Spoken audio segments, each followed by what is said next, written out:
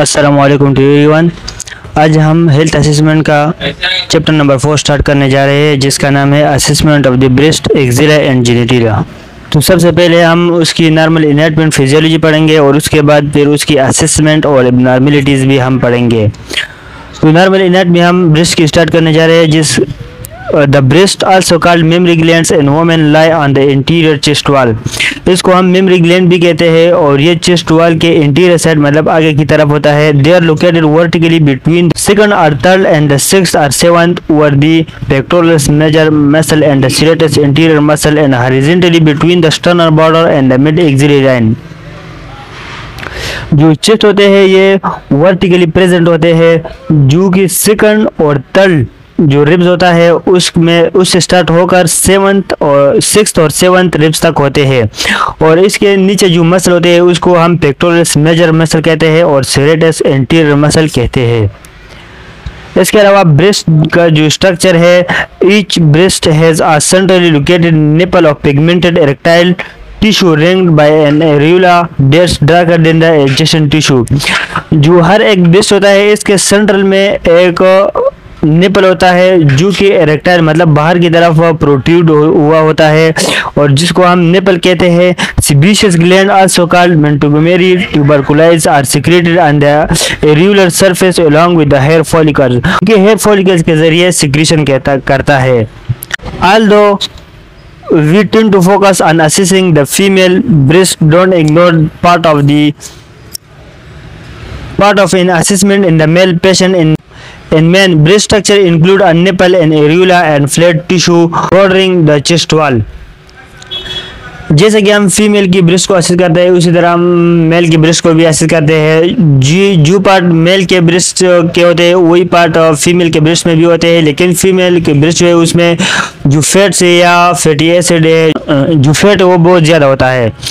और जो मेल के जो ब्रेस्ट के पार्ट है उसमें आता है नेपल, एरियोला। नेपला जो प्रोट्रूड होता है, जो बाहर की तरफ निकला होता है उसको हम नेपल कहते हैं। एरियोला जो इसके इर्द गिर्द जो होता है उसको हम एरियोला कहते हैं। डिफरेंसेस इन एरियोलर पिगमेंटेशन, जो एरियोला है वो डिफरेंस होता है। The pigment of the nipple and areola varies among different races, getting darker as skin tone darkens. तो जो पिगमेंट जो निपल का जो कलर है वो चेंज होता है, ये डिपेंड करता है रेसेस के ऊपर भी, मतलब नस्ल के ऊपर भी डिपेंड करता है और जो स्किन का कलर है उसके ऊपर भी डिपेंड करता है। जैसे कि white have light color nipple and areolas usually pink or light bigs। जो white people होते हैं उनका जो एरियोला है वो थोड़ा लाइट पिंक कलर का होता है। और people with darker complexion such as black and Asian, जो कि ब्लैक लोग होते हैं और एशियन लोग होते हैं उनका जो निपल का कलर है वो ब्लैक होता है और एरियोला भी ब्लैक होता है, इसको हम निपल कहते हैं। और इसके अलावा यहाँ पर ग्लैंड्स भी होते हैं, लेक्टोफेरस ग्लैंड्स भी होते हैं, जिनके जरिए जो मिल्क है वो ड्रेन होता है टुवर्ड दी निपल।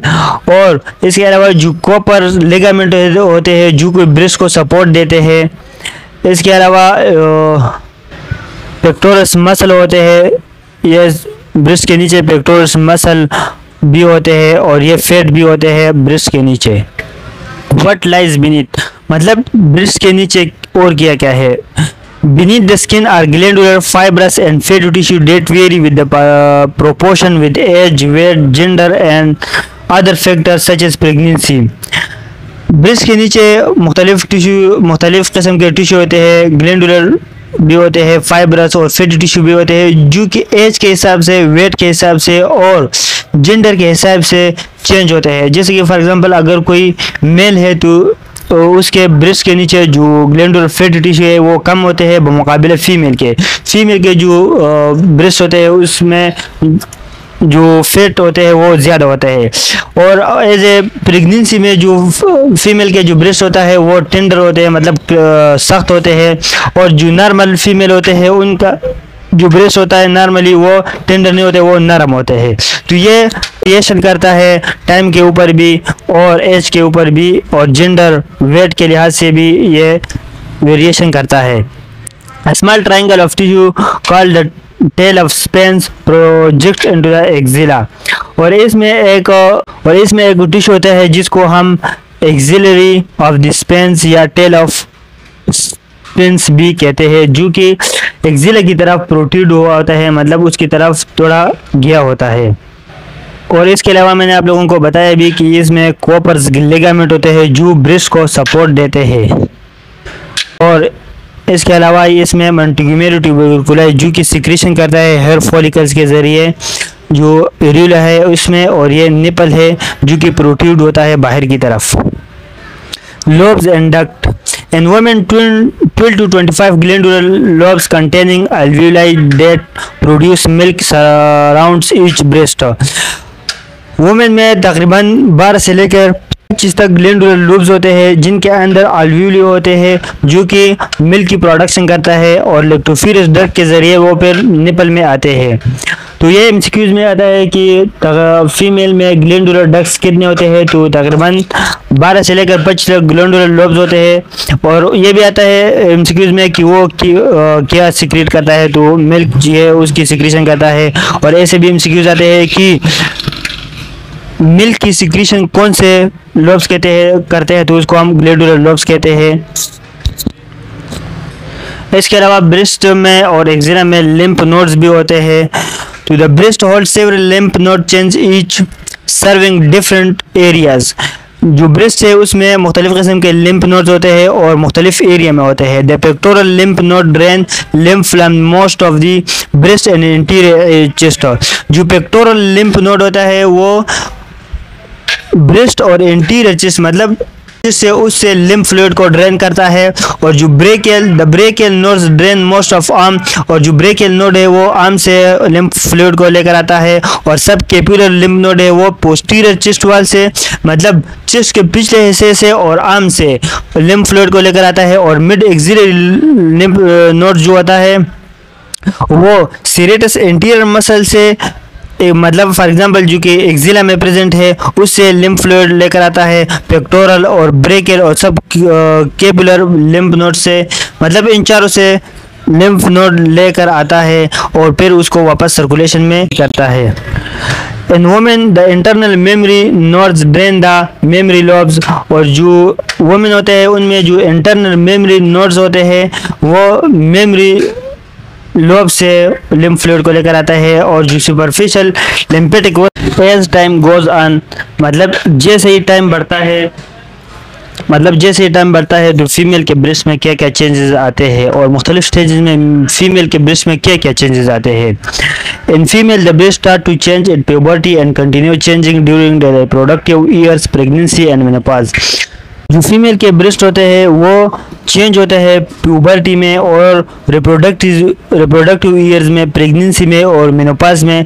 मतलब इन चारों में फीमेल का जो ब्रेस्ट है उनका स्ट्रक्चर और उनका फंक्शन मुख्तलिफ होता है। तो सबसे पहले जो प्यूबर्टी में क्या क्या चेंजेस आते हैं फीमेल के ब्रेस्ट में। Breast development is an early sign of puberty in girls and usually start with the breast and nipple protruding as a single mound of flesh between age 8 and 13। तो breast है इसकी development एक major sign है puberty का। मतलब जैसे ही female के जो ब्रेस्ट है वो डेवलप हो जाते हैं तो ये एक इंडिकेटर है, एक साइन है कि ये फीमेल अब इसका रिप्रोडक्टिव ईयर्स है वो स्टार्ट हो गए हैं और ये अब इसकी प्यूबर्टी है वो स्टार्ट हो गई है, जो कि 8 साल से लेकर 13 साल के दरमियान होना चाहिए। Development of breast tissue in girls younger than age 8 is abnormal. जिन फीमेल का ब्रेस्ट जो है वो 8 साल से पहले प्रोट्रूड होते हैं मतलब निकल आते हैं तो इसको हम फिर एबनॉर्मल काउंट करेंगे। चेंज इन रिप्रोडक्टिव ईयर्स में फीमेल के ब्रेस्ट में क्या चेंजेस होते हैं। During the reproductive years a woman breast में बिकम फुल और tender in response to hormonal fluctuation during the menstrual cycle. जो फीमेल के ब्रेस्ट होते हैं रिप्रोडक्टिव ईयर्स में वो टेंडर होते हैं, मतलब अगर जब आप उसको ऊपर फोर्स अप्लाई करते हैं तो वो थोड़ा दर्द भी करता है और सख्त भी होते हैं क्योंकि हार्मोनल फ्लक्चुएशन मतलब हार्मोनल चेंजेस की वजह से वो उनका जो स्ट्रक्चर है वो चेंज हो जाता है। During pregnancy breast change occur in response to hormone from the corpus luteum and placenta. तो जब प्रेगनेंसी होती है तो फीमेल के अंदर जो कार्पस ल्यूटेम होता है और प्लेसेंटा जो होता है वो हार्मोन रिलीज करता है, और जिसके रिजल्ट में ब्रेस्ट में चेंजेस आते हैं। चेंज आफ्टर मेनोपॉज, मेनोपॉज में क्या क्या चेंजेस आते हैं? मेनोपॉज हम उसको कहते हैं कि जब फीमेल की जो रिप्रोडक्टिव ईयर्स है वो ख़त्म हो जाते हैं और उसके बाद उसमें जो मेंस्ट्रुअल साइकिल जो प्रोसेस होता है वो नहीं आता, तो उसको हम मेनोपॉज कहते हैं। After menopause oestrogen level decrease causing glandular tissue to atrophy and be replace with fatty deposits.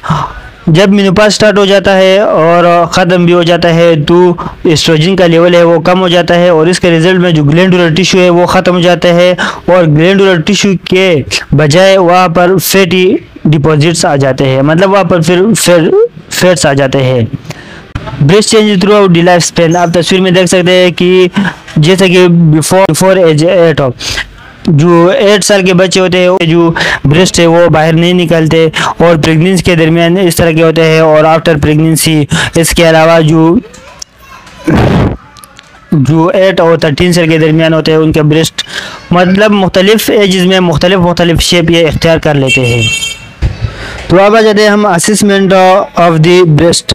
जब हम ब्रेस्ट की एग्जामिनेशन करते हैं तो सबसे पहले हम इंस्पेक्शन करते हैं। इंस्पेक्शन में हम क्या क्या करते हैं? Inspect the skin of the breast, it should be smooth undimpled and same colour as the rest of the skin.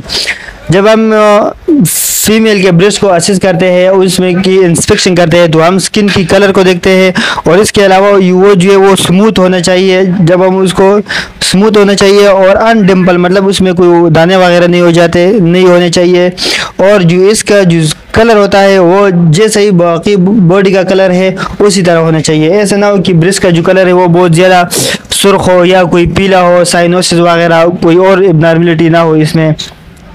इसके अलावा उसमें हम एडिमा चेक करेंगे जो कि लिम्फेटिक ऑब्स्ट्रक्शन की तरफ इंडिकेट करता है। मतलब फॉर एग्जांपल अगर कोई इसमें एडिमा है तो वो लिम्फेटिक सिस्टम की ऑब्स्ट्रक्शन की वजह से एडिमा ज़्यादातर होता है, और कैंसर को भी इंडिकेट करता है अगर उसमें कोई एडिमा है। Note breast size and symmetry, हम फीमेल के जो ब्रेस्ट है उसका साइज भी देखेंगे और उसका जो साइमेट्री है वो भी देखेंगे कि उसका जो एक ब्रेस्ट है वो दूसरे ब्रेस्ट के हिसाब से मतलब इक्वल है या नहीं है, एक तो बहुत ज़्यादा बड़ा या बहुत ज़्यादा छोटा नहीं है। एसाइमेट्री ब्रेस्ट यूजुअली आकर normally in some adult women, जो एसाइमेट्री है वो भी होता है, जो एडल्ट वुमेन है उसमें एसाइमेट्री भी होता है। With the left breast usually larger in the right, जो लेफ्ट ब्रेस्ट होता है वो लार्ज होता है राइट ब्रेस्ट के मुकाबले में। इसके अलावा inspect the nipple, noting their size and shape. If a nipple is inverted, dimple or creased, ask the patient when she first noticed the abnormality. उसके अलावा उसके बाद हम निपल जो है उसको भी देखेंगे और उसका जो साइज है और शेप भी देखेंगे। अगर निपल है वो स्किन की अंदर तरफ गया है तो हम पेशेंट से पूछेंगे कि ये कब से ये आपको पता चला है कि ये जो निपल है वो अंदर की तरफ गया है। Next, inspect the patient breast while she holds her arm over her head and then again while she her hands on her hips. उसके बाद हम दो पोजीशन पर उसके ब्रेस्ट को असेस का इंस्पेक्शन करेंगे। पहला वाला उसको हम पेशेंट को कहेंगे कि आपने जो हैंड है वो हेड की तरफ उठाए और फिर हम उसकी ब्रेस्ट की इंस्पेक्शन कर लेते हैं, और उसके बाद फिर हमको उनको कहेंगे कि आपने जो हैंड्स है वो हिप के ऊपर रख के और हम उसको इंस्पेक्शन करेंगे। Those position may help you detect skin or nipple dimpling that wasn't obvious before. मतलब ऐसे भी डिसऑर्डर होते हैं जो कि नॉर्मल पोजीशन में जब पेशेंट होता है तो हमें दिखाई नहीं देते, लेकिन जब ये दो पोजीशन हम उनको देते हैं तो फिर हमें एबनॉर्मलिटी दिखाई देती है। If the patient has large or pendulous breast, have her stand with her hands on the back of a chair and lean forward.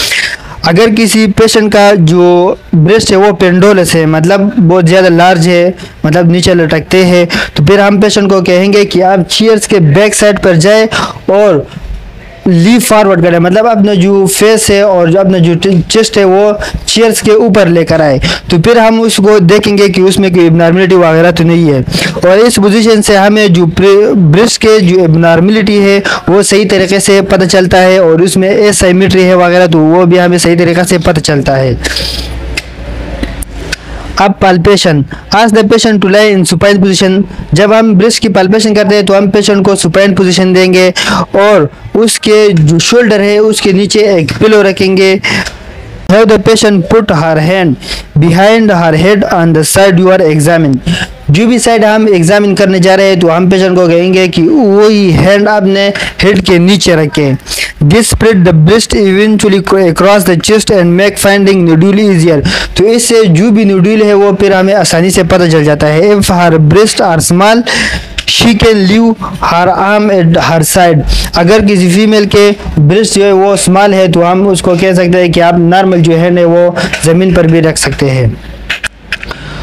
तो जब हम फीमेल के परफॉर्मिंग ब्रेस्ट पाल्पेशन, जब हम पाल्पेशन करते हैं फीमेल के ब्रेस्ट का तो हम जो 3 मिडल फिंगर है उसको हम उसके ज़रिए हम फीमेल के ब्रेस्ट को पाल्पेट करते हैं और उसमें और सिस्टमिकली हम देखते हैं। और rotate your finger gently against the chest wall, और जो चेस्ट वॉल की तरफ हमने फिंगर्स को रोटेट करना है। Make sure you include the tail of Spence in your examination. और हमें ये याद रहना चाहिए कि हम जब उसकी पाल्पेशन करते हैं तो हमने टेल ऑफ स्पेन को भी इंक्लूड करना है अपने पाल्पेशन में। Examining the areola and nipple, जब हम एरियोला और निपल की एग्जामिनेशन करते हैं तो आफ्टर पाल्पेटिंग द ब्रेस्ट, जब हम ब्रेस्ट की पाल्पेशन कर लेते हैं उसके बाद palpate the areola and nipple, हम निपल और एरियोला की भी पाल्पेट करते हैं। Gently squeeze the nipple between your thumb and index finger to check for discharge. जो पेशेंट फीमेल के जो निपल होते हैं उसको हम मिडल फिंगर से और थंब से स्क्वीज करते हैं, मतलब उस पर थोड़ा फोर्स अप्लाई करते हैं और देखते हैं कि उसमें कोई डिस्चार्ज वगैरह तो नहीं आ रहा। अगर डिस्चार्ज कोई वगैरह आ रहा है तो उसको हम फिर डॉक्यूमेंट करेंगे कि कितना आ रहा है, उसका कलर कितना है और कितने फोर्स से आ रहा है। जैसे कि अगर बहुत ज़्यादा जोर दबाओगे तो आपके उसके ऊपर तो फिर भी आ सकता है। और बस पेशेंट ऐसा होता है कि आपने दबाया नहीं होता और जब टच किया वो उसको फिर भी निकल जाते हैं, डिस्चार्ज होता है तो उसको भी हम डॉक्यूमेंट करेंगे। ब्रेस्ट पाल्पेशन मेथड, जब हम फीमेल के ब्रेस्ट को पाल्पेट करते हैं तो हम कौन से मेथड यूज करेंगे। 3 मेथड में be use to palpate the breast during a clinical examination. हम 3 मेथड यूज करते हैं जब हम फीमेल के ब्रेस्ट को पाल्पेट करते हैं। सबसे पहले आता है circular, wedge and vertical strip. American Cancer Society के मुताबिक जो वर्टिकल स्ट्रिप मेथड है ये मोस्ट इफेक्टिव है, मतलब इसके ज़रिए हमें बहुत ज़्यादा एबनॉर्मलिटीज़ मिल सकते हैं अगर किसी पेशेंट में है। चाहे आप कोई भी मेथड यूज़ कर सकते हो, जो सर्कुलर भी यूज़ कर सकते हो, विच भी यूज़ कर सकते हो और वर्टिकल स्ट्रिप भी यूज़ कर सकते हो। लेकिन कोई भी मेथड आप यूज़ कर रहे हो लेकिन उसमें आपने पेरिफेरी को, जो ब्रेस्ट के पेरिफेरी जो टिश्यू होते हैं उसको भी पाल्पेट करना है, टेल ऑफ स्पेन को भी पाल्पेट करना है और एरियोला है, इन तीनों जगहों को आपने पाल्पेट करना है। Stress your patient the importance of having regular clinical examination and make sure they know how to perform breast self examination। इसके अलावा हम पेशेंट के ऊपर ये जोर देते हैं, उनके ऊपर ये दबाव डालते हैं, उनको बताते हैं कि आपने जो ब्रेस्ट सेल्फ एग्जामिनेशन है वो करना है, चाहे वो मंथली भी कर सकता है और डे बाय डे भी कर सकता है। और इसके अलावा हमने पेशेंट को बताना है कि जो ब्रेस्ट सेल्फ एग्जामिनेशन है उसके फ़ायदे भी उनको बताने हैं और कैसे ब्रेस्ट सेल्फ एग्जामिनेशन करना है वो भी हमने बताना है। Identifying location of the breast lesion, अगर कोई ब्रेस्ट लीजन हमें मिला है तो उसको हम फिर कैसे आइडेंटिफाई करेंगे और कैसे उसको डॉक्यूमेंट करेंगे। Mentally divide the breast into 4 quadrants and a 5th segment and tail of span। जब हम लीजन की आइडेंटिफिकेशन करते हैं तो सबसे पहले हम मेंटली मतलब इमेजिन करते हैं फीमेल के ब्रेस्ट को हम 4 क्वाड्रेंट में तकसीम करते हैं और एक सेगमेंट में, जो सेगमेंट है उसको उसमें हम टेल ऑफ स्पेन को इंक्लूड करते हैं। Describe your finding according to the appropriate quadrant और सेगमेंट। और जब हमें कोई एबनॉर्मलिटी वगैरह मिलती है तो उस क्वाड्रेंट के हिसाब से हम फिर डॉक्टर को बताते हैं कि इस क्वाड्रेंट में यह एबनॉर्मलिटी हमें मिली। तो कौन से हम 2 तरीके से फीमेल के ब्रेस्ट जो है उसमें कोई एबनॉर्मलिटी लीजन वगैरह हो तो उसको आइडेंटिफाई कर सकते हैं, या तो उसको हम एज अ क्लॉक इमेजिन करें या फिर उसको क्वाड्रेंट में डिवाइड करें।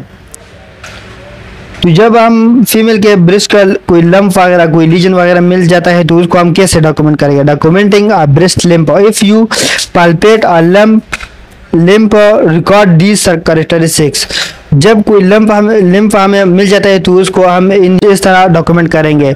उसका जो साइज है उसको हम सेंटीमीटर्स में लिखेंगे और शेप आप भी देखेंगे कि वो राउंड था, डिस्काइड था, रेगुलर था या इरेगुलर था, और कंसिस्टेंसी उसमें मतलब वो नरम था या बहुत ज़्यादा सख्त था या बिल्कुल नरम था, और इसके अलावा टेंडरनेस उसमें थी या नहीं थी वगैरह। मतलब जब हम उसको पल्पेट करते हैं तो पेशेंट को पेन फील हो रहा था या नहीं हो रहा था, और कौन से क्वाड्रेंट में था, अपर इनर क्वाड्रेंट में था, लोअर इनर क्वाड्रेंट में था, अपर आउटर क्वाड्रेंट में था या टेल ऑफ स्पेन में था, तो वो भी हम डॉक्टर को बताते हैं। जब हम एक्जिला की एग्जामिनेशन करते हैं तो इसमें सबसे पहले आता है inspection. With the patient sitting और standing, inspect the skin of this axilla for rashes, infection और अनयूजुअल पिगमेंटेशन। जब हम पेशेंट की इंस्पेक्शन करते हैं एक्जिला की तो हम पेशेंट को बिठा भी सकते हैं और वो चाहे उसको खड़ा भी कर सकते हैं। इन दोनों पोजीशन में हम एक्जिला की इंस्पेक्शन कर सकते हैं। हम एक्जिला में रेशेस देखेंगे, इन्फेक्शन देखेंगे और वहाँ पर देखेंगे कि वहाँ पर कोई पिगमेंटेशन तो नहीं है, मतलब हाइपर पिगमेंटेशन या हाइपो पिगमेंटेशन तो नहीं है, वहाँ पर कोई दाने वगैरह तो नहीं है। जब हम उसकी पल्पेशन करते हैं, ask the patient to relax her arm on side you are examining. जो भी साइड हम एग्जामिन कर रहे हैं तो पेशेंट को हम कहेंगे कि अपना हाथ जो है उसको रिलैक्स करें। Support her elbow with one of your hand, और अपने हैंड से उसके एल्बो को सपोर्ट करेंगे। Cup the finger of your other hand and reach high into the apex of axilla, और हम अपने हैंड को कप शेप देंगे और एक्जिला की तरफ और एक्जिला को पल्पेट करेंगे। Place your fingers directly behind the pectoral muscle pointing toward the mid clavicle. जैसे कि आप तस्वीर में देख सकते हैं कि आपने हैंड को कप करना है और इसी तरह हम पल्पेट करेंगे जब हम एक्जिला की एग्जामिनेशन करते हैं, पल्पेशन करते हैं। असेसिंग एक्सिलरी नोड्स, जब हम एक्सिलरी नोड्स देखते हैं, palpate the central nodes by pressing your fingers downward and toward the chest wall. हम पेशेंट के अपने फिंगर से पेशेंट के जो एक्जिला है उसके ऊपर हाथ रखते हैं और उसको तो डाउनवर्ड फोर्स अप्लाई करते हैं चेस्ट की तरफ। You can usually palpate one और मोर ऑफ द नोट। यहाँ पर हमें तकरीबन 1 या 2 नेट पाल्पेट होते हैं। Should be soft, small and non tender, और वो सॉफ्ट होनी चाहिए, स्मॉल होने चाहिए और उसमें कोई पेन वगैरह नहीं होना चाहिए। If you feel to a hard, large और tender lesion, try to palpate the other group of lymph nodes for comparison.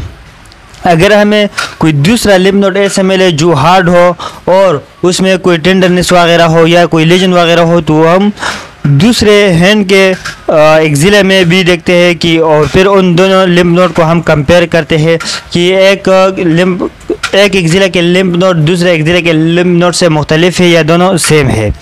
Assessing the clavicular nodes, जब हम क्लेविकुलर नोड्स की असेसमेंट करते हैं, if the axillary nodes appear abnormal, assess the nodes in the clavicular area। अगर axillary nodes abnormal हमें मिले तो फिर हम clavicular area की भी nodes को assess करेंगे। To do this, have the patient relax her neck muscle by flexing her head slightly forward।